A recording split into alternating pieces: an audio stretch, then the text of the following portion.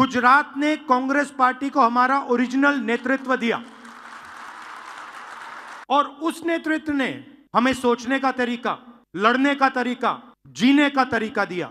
30 साल हो गए, हम यहां सरकार में नहीं हैं और जब भी मैं आता हूं तो डिस्कशन 2017, 2012, 2007, 2022, 2027, मगर सवाल चुनाव का नहीं।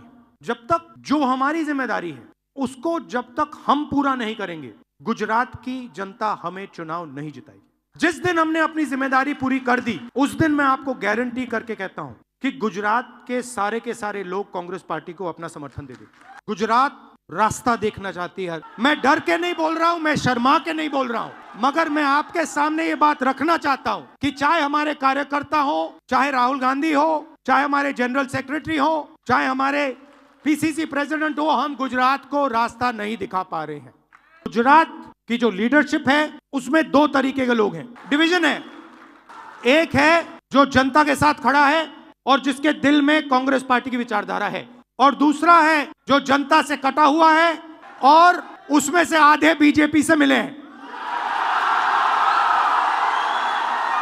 जीतने हारने की बात छोड़ दो, बस जो हमारे लीडर हैं अगर उनका यहां हाथ ऐसे कटे तो उसमें से कांग्रेस का खून निकलना चाहिए